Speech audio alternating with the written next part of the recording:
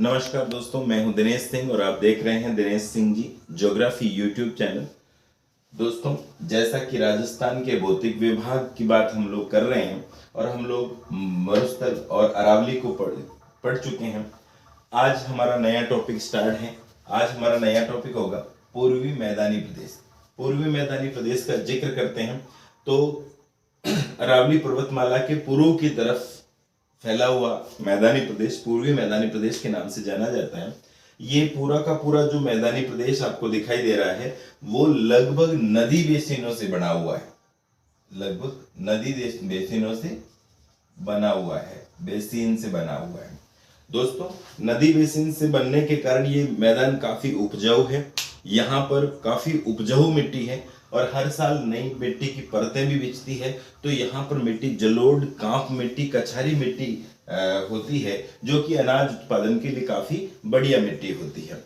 अब बात कर लेते हैं, ये पूरा का पूरा राजस्थान है और राजस्थान में पूर्वी मैदान का हिस्सा देखने चलते हैं तो इसका क्षेत्रफल देखते हैं। सबसे पहले ये क्षेत्रफल रहा, क्षेत्रफल लगभग 23% है, यानी पूरे राजस्थान के कुल क्षेत्रफल का लगभग 23% हिस्सा पूर्वी मैदानी प्रदेशों का आता है साहब। इसके बाद अपन देखते हैं कि इस क्षेत्रफल पर जनसंख्या देखते हैं कि कितनी निर्भरता है इस पर। जनसंख्या की बात करें तो लगभग 39% जनसंख्या पूर्वी मैदान में निवास करती है साहब। ठीक है, पूर्वी मैदान में निवास करती है। 50 सेंटीमीटर की वर्षा रेखा 50 सेंटीमीटर की वर्षा रेखा यह मरुस्थल और पूर्वी मैदान को दो अलग अलग भागों में विभाजित कर देते हैं कि 50 सेंटीमीटर से पश्चिम की तरफ जो होगा वो मरुस्थल रहेगा और 50 सेंटीमीटर से पूर्व की तरफ जो भी होगा वो पूर्वी मैदान के नाम से जाना जाएगा। दोस्तों, इस पूरे के पूरे मैदान का ढाल पूर्व की तरफ है। इस मैदानी भाग का ढाल जो देखें तो ढाल पूरा का पूरा पूर्व की तरफ है। इसी वजह से ज्यादातर जो नदियां हैं वो पूर्व की तरफ बह करके बंगाल की खाड़ी में अपना पानी ले जाती है। अब बात कर लेते हैं कि इस पूरे के पूरे भूभाग में वर्षा कितनी होती है साहब। तो यहाँ की औसत बरसात निकल के आती है 50 से 80 सेंटीमीटर के बीच में और इसी वजह से ये पूरा का पूरा प्रदेश जो है वो आंध्र प्रदेश के नाम से जाना जाता है साहब। ये पूरा का पूरा प्रदेश आंध्र प्रदेश के नाम से जाना जाता है। ठीक है सर। अब बात करते हैं कि इस पूर्वी मैदानी प्रदेश में कौन कौन से जिले पड़ते हैं। तो हम सबसे पहले ऊपर से देखते हैं।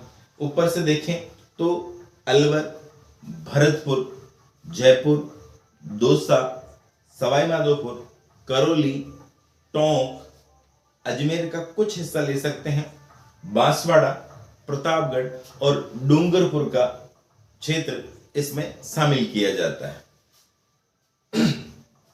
अलवर, भरतपुर, करौली, सवाई माधोपुर, डूंगरपुर, बांसवाड़ा और प्रतापगढ़ वाला हिस्सा, बाकी जयपुर, टोंक और दौसा वाला हिस्सा इसमें शामिल हम लोग करते हैं सर।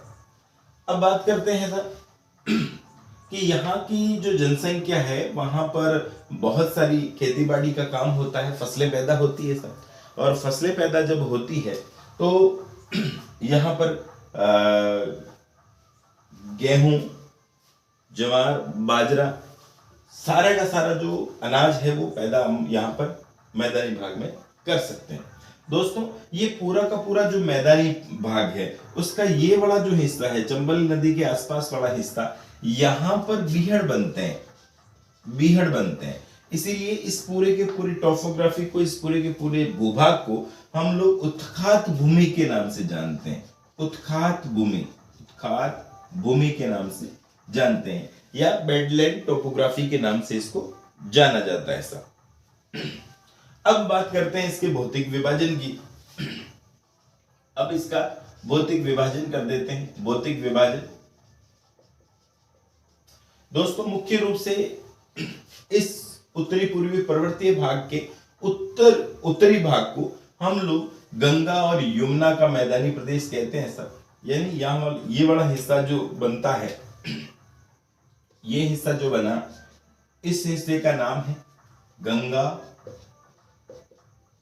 यमुना का मैदानी प्रदेश, गंगा यमुना का मैदानी प्रदेश है।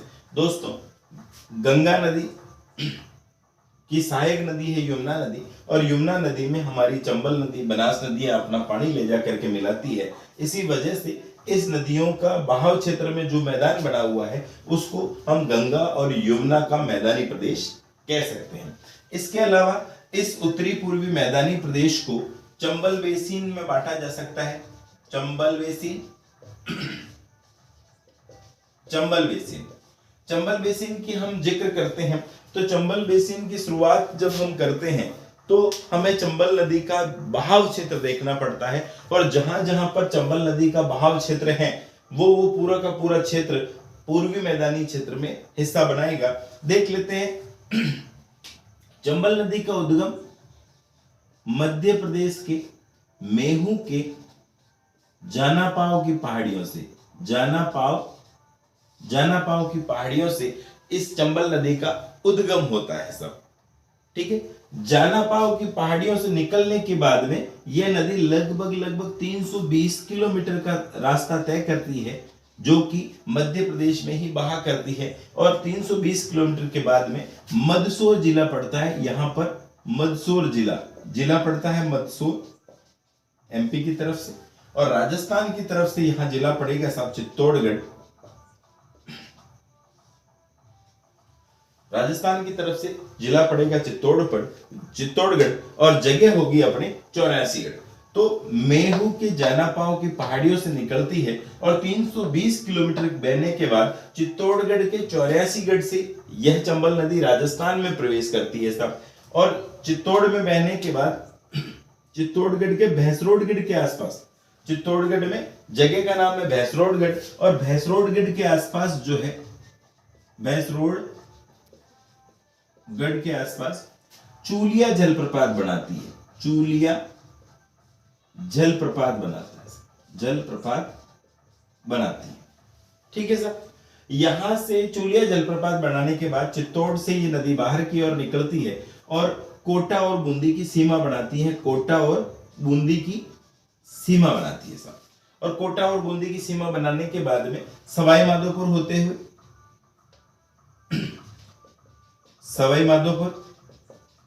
होते हुए करौली में जाती है। करौली के बाद यह नदी धौलपुर में जाती है, और धौलपुर के बाद में इटावा नाम की जगह पर जाकर के उत्तर प्रदेश में यमुना में यह नदी मिल जाती है। इस नदी की कुल लंबाई की बात करें तो यह नदी लगभग 1051 किलोमीटर लंबी है। 1051 किलोमीटर ये लंबी है, लेकिन राजस्थान में इसके बहाव की बात करें तो ये लगभग 322 किलोमीटर बहती है सर। ठीक है सर। तो वापस देख लेते हैं एक बार कि ये मध्य प्रदेश के मेहू की जानापाव की पहाड़ियों से निकलती है, और मध्य प्रदेश की तरफ से मंदसौर जिला लगता है, और राजस्थान की तरफ से चित्तौड़गढ़ जिले से ये नदी प्रवेश करती है। जिस जगह से प्रवेश करती है उस जगह को कहते हैं 84गढ़, और 84गढ़ से ये नदी आगे निकलती है तो भैंसरोडगढ़ नामक स्थान पर जाकर के एक जलप्रपात बनाती है जिसको कहते हैं चूलिया जलप्रपात। इसके बाद में यह नदी कोटा और बूंदी की सीमा बनाती है, और कोटा बूंदी की सीमा बनाते हुए सवाई माधोपुर, करौली और धौलपुर में बहते हुए ये इटावा यूपी में जाकर के यमुना में मिल जाती है सब। ठीक है, उसके बाद में मिल जाती है। तो यहां से लेकर के ये पास वाला एरिया, ये पूरा का पूरा जो एरिया आपको दिखाई दे रहा है, ये वाला एरिया जो आपको दिखाई दे रहा है, ये पूरा का पूरा एरिया जो है वो पूर्वी मैदानी भाग का हिस्सा रहेगा सब। ठीक है। Number 2 Banas basin. नंबर 2 है बनास बेसिन। बनास बेसिन का अगर हम जिक्र करें तो राजसमंद के खमनोर की पहाड़ियों से एक नदी निकलती है सर। राजसमंद के खमनोर की पहाड़ियों से एक नदी निकलती है जो चित्तौड़ में थोड़ा सा हिस्सा लेकर के भीलवाड़ा चली जाती है, और भीलवाड़ा में बहने के बाद में अजमेर से गुजरती है। अजमेर के बाद टोंक में बहने के बाद में ये सवाई माधोपुर में बहती है, और सवाई माधोपुर में बहने के बाद में अंत में जाकर के चंबल में मिल जाती है। तो ये नदी राजसमंद के खमनोर की पहाड़ियों से निकल के चित्तौड़ में जाती है, और चित्तौड़ में जाने के बाद में अजमेर की तरफ निकलती है। यह नदी चित्तौड़ में जाने के बाद भीलवाड़ा, और भीलवाड़ा के बाद में अजमेर में, और अजमेर के बाद में ये टोंक चली जाती है, और टोंक से सवाई माधोपुर में बहने के बाद में, और सवाई माधोपुर में बहने के बाद में ये नदी यहां जाकर के रामेश्वर नामक स्थान पर जाकर के ये चंबल में मिल जाती है। तो इसका ये पूरा का पूरा जो बहाव क्षेत्र आप देख रहे हो, ये वाला जो हिस्सा आप देख रहे हो, ये पूरा का पूरा हिस्सा जो है बनास बेसिन के नाम से जाना जाता है। और ये बनास बेसिन पूरा का पूरा जो भाग है वो नदी बेसिन है, और बनास की जितने भी सहायक नदियां हैं और उनके द्वारा जो निर्मित मैदानी भाग है वो भी इसमें शामिल किया जाता है सब। ठीक है, अब हम नेक्स्ट बात करते हैं माही बेसिन। तीसरा बेसिन बनता है माही बेसिन। माही बेसिन बनाती है सब। देखिए साहब, यहां देखिए, आप ढंग से देखना कि माही नदी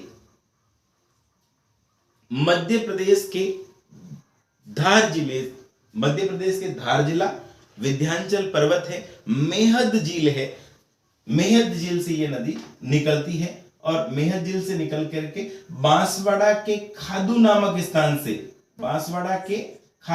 स्थान से राजस्थान में प्रवेश करती है, डूंगरपुर बांसवाड़ा में बहती है, और डूंगरपुर बांसवाड़ा में बहने के बाद में ये अंत में जाकर के खंबात की खाड़ी में जाकर के गिरती है, दोस्तों ये माही नदी का जहां जहां पर आपको बहाव क्षेत्र नजर आ रहा है, ये वाला हिस्सा कहलाता है छप्पन का